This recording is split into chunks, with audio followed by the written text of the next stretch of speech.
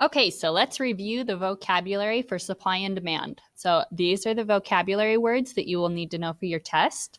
The first one is choice, a selection from a set of alternatives. So this is I have the choice to go to the movies, or I have the choice to stay home and study for my test tomorrow. Opportunity cost, the value of the best alternative given up when a choice is made.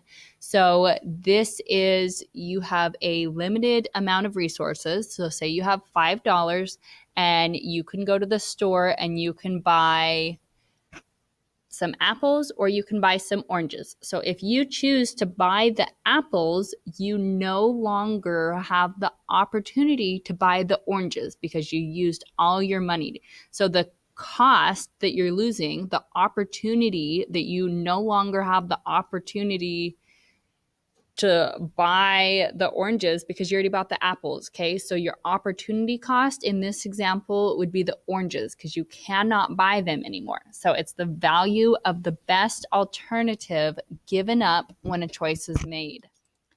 Benefit, something that promotes or enhances well-being, an advantage. So it is to your benefit to do your homework every night. Or the benefit of buying apples at the store would be now you can eat apples.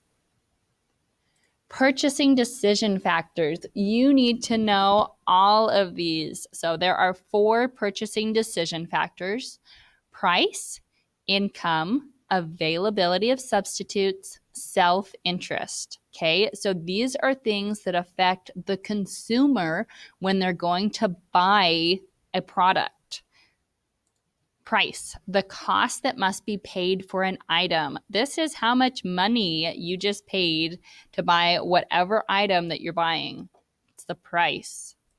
Income, this is money or its equivalent received in exchange for labor, for services, from the sale of goods or property, or as earnings on savings. So this is money that you make from doing something.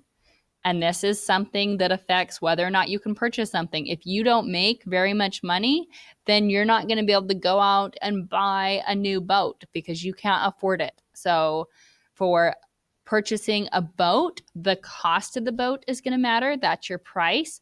How much money you make, that's your income. Availability of substitutes. This is, do I have another option? So do I have to buy a boat or could I buy a jet ski? And self-interest, a motivation that is focused on the satisfaction of an individual or group, not necessarily selfishness. Okay, so these are things that I want to do because they benefit me. So if a company decides that it wants to increase the wages of its employees and provide health insurance because they want their employees to be happy and to be productive and to work for their company a long time, they don't want a high turnover rate. This is something that benefits the company. And it's not being selfish because they're spending more money than they would have to on their employees, but they want to keep them happy and it's benefiting them. It's in their best self-interest to provide those things for their employees. So in terms of our boat example, if we need our boat so that we can use it for work and it's so that we can, I don't know, ship goods somewhere, then it's in our self-interest to buy that boat. Producer decision factors. We have output prices, input prices, and technology. Our output prices, these are all of the costs that are associated when we produce a product. So this includes our labor, it includes the overhead costs of the factory, and it includes all of the different components that went into making this product. Our input prices, these are the individual costs of each component that goes into the product. And technology, these Technology would be like you get a new machine that makes the product faster than the old method. Producer, a person who transforms productive resources into goods or services.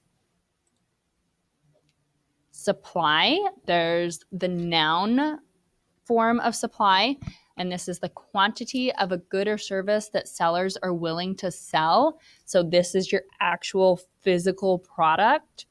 Or you have the verb, which is to offer to sell goods or services. I am willing to supply the company down the street 10 computers. So that's the verb form of it. Goods, an object that can satisfy wants, such as food, clothing, buildings, tools, and machines. Demand, there is also a noun and a verb for demand, just as there was for supply. The noun, the quantity of a good or service that buyers are willing to buy. So this is the demand. So there are 10 computers, and the demand is the company down the street is going to buy all of those 10 computers. That's the demand. The verb is to offer to buy goods or services. So the company down the street demands 10 computers. That's how many they want to buy. Law of supply. I want you to keep in mind, as this is your supply line that it's talking about. So the definition, the tendency for people to be willing to sell more when the price is higher. If you are making more money mowing lawns, you're going to want to mow more lawns compared to if you're only making $1 per lawn that you mow. It's not really worth it. You could find something else to do with your time. So as price increases, quantity supplied increases, okay? So increase in price equals an increase in quantity. And the inverse of that is a decrease in price equals a decrease in quantity. Law of demand, the tendency for people to be willing to buy less when the price is higher. So this is our demand line. So look at this line right here. So the tendency for people to be willing to buy less when the price is higher. So our price over here is super high. Quantity demanded would be low. Over here, on the other end of our demand line, if the price is really low, then our quantity demanded would be really high. So there's an inverse relationship. When price is high, or when price goes up, quantity demanded goes down.